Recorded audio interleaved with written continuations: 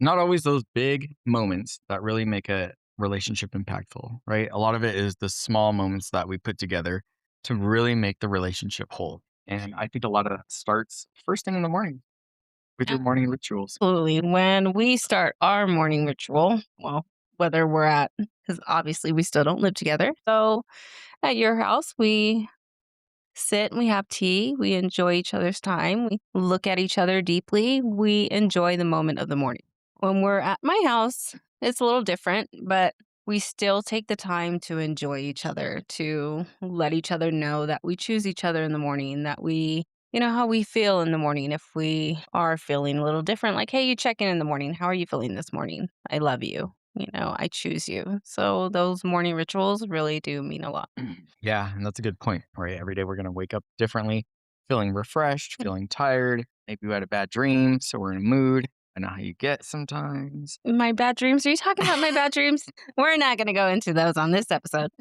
I mean, but it's important to make sure that we're just reiterating how we feel and just how we choose each other. Because I think when you tell me each morning, that really does make me feel good. And I love telling you every morning. And sometimes I have to remind myself just to slow down. It's so easy to be like, okay, there's my alarm clock. Let's Mhm. go. Gotta go, go, go. Yeah. But taking 5 minutes or less to just look at you, tell you good morning, Mhm. tell you I choose you and I love you today, it really makes all the difference. It really does. It makes gives us a clear window of what today's gonna be. Because I know throughout our day we're going to the gym, we plan our day out, but that little thing can be so impactful throughout the day. And like you said, it kind of sets you up for the day. I think it sets up your own mind for the day, Mhm. right? I'm starting off telling you, but I'm also telling myself that I choose you every day and that I love you every day. It's starting my day off amazing with you first thing at Mhm. mind. Absolutely. That way I can live my whole day with you at the top of mind. Mm, Baby. We do it to each other, which is great. And I think that's what a healthy relationship is really supposed to be. I mean, if anybody out there is not starting their day off by looking at your partner and just telling them how much you love them, start today. Yeah, because you're in a routine Mhm. and routines kind of kill relationships. And that's why a lot of today we're talking about those small little habits of starting off and waking up. Then after that, we usually have our breakfast with the Mhm. tea and jump off to the gym together. And these are literally things we do every single day. Support each other at the gym, which is great. I love when we go to the gym together.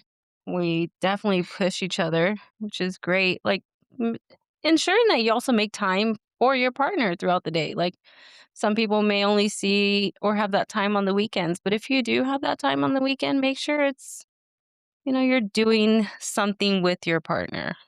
Huh, impactful. Mhm. But you're right. During the week, most people are working and you might have different schedules. One of you might have much busier schedule than the other one. Mhm. But during the day, those check-ins, little text messages, just thinking about you, text messages, how you doing, how's your day? Even if you've been married 5 years, 10 years, don't get into that rut where you've gone to work and you've gone the whole day without checking in with your spouse. And then you come home and it's just a quick little peck and Yeah. off to the TV or whatever. Definitely make that time like, "Hey, let's cook tonight together," or "Let's do a night walk together." Doing those daily things, even though you're so busy, will be you'll have a good connection. Just stay consistent, and communication would be great if you have a nice little tiny walk in the night. And those flirty texts throughout the day, Yes, stay flirty. you gotta keep those up. Never get into, like, that nasty rut where you don't flirt with your partner. You should still flirt with your partner. Should always flirt and date your partner still. Yeah, like I told you, we chose monogamy, not celibacy. Yeah, you did. But it's true. No, I wanna feel it makes me feel nice when you text me and you're like, "Hey, I'm thinking about you." Yeah, Those little flirty things that you say, it's great. all throughout the day. And I think that goes even into transparency. If you have your lunch break, call each other on lunch. Yeah. Absolutely. I love to call you every time I'm at work and on my lunch. And if you can't, again, everyone's got a different schedule. If you Mhm. can't, it's still nice to know, like, hey, just thinking about you. I love you. Mhm. Let you know I'm going to go out to lunch with a couple of the guys. We're going to go here. And that's not about control. And yeah, your partner already trusts you, but it really is about transparency. It's showing care and respect Mhm. to your partner. It's the respect thing. I think a lot of people get into that saying like, "Oh, well, I don't wanna tell them, then they're gonna know where I'm at," or they're controlling where I'm at or what I'm doing. No, that's absolutely not the case. You know, you respect your partner, you love your partner, you should be telling them, "Hey, like, yeah, I'm gonna do this on my lunch," or, "Hey, I don't have a lot of time to talk to you. I just wanna hear your voice." Yeah, even that couple minutes, 5 minutes, step out, say Mhm. hi, Yeah. or even call on the drive over, call on the walk Mhm. over. Your coworkers are with you all day. They Exactly. can handle you calling your spouse for a few minutes. Yeah. Make time for each other no matter what. I think it's very hard. It's very easy to get into that routine where you don't talk to each other throughout the day, and when you get home, you still don't talk to each other. It's terrible, That is terrible. especially again, if you've been married for 5, 10, 15, 20 plus years, you got to break that cycle. Your partner still wants to date you, Mhm. be dated. Your partner still fell in love with the person that you are. So don't lose those little things. Yeah, and if you find that you're getting into those little routines or those little ruts, then, acknowledge it and find a way to get out of it.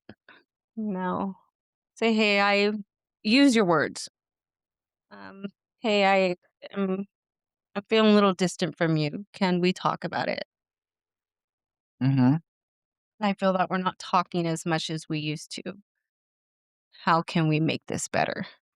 So, communicating those words can definitely make an impact on, hey, well, yeah, you can acknowledge it and be like, yeah, we have been doing that. Let's change this. Yeah, take ownership for it. And your partner may not be receptive to it right off the bat, or they might be instantly and just say, "Yeah, I've noticed that for a long time." Mm. But it's about having that conversation and also acknowledging and owning that too. It's life. It happens. If you got kids and a demanding schedule, it's very easy to fall into that. It It's is. yeah, But using those words, using communication is definitely a big tool. And I think a lot of people don't do that because they're afraid to either be a burden or they're afraid to be like, oh, I'm too needy. Or, no, if you're needy, be needy. right. If you're clingy, be clingy. Exactly. We told each other we love clingy. Yeah. Clingy, be clingy with me. I love it.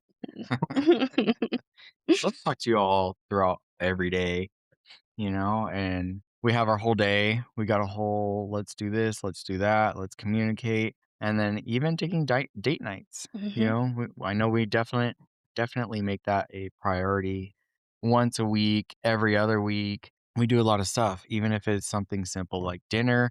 But of course, we don't try and do dinner every single week, mhm. right? We do a lot of paddleboarding, We do. we'll do camping, Mhm, and it might be like our date night is going camping one week, and next week it's going to lunch and paddleboarding. mhm.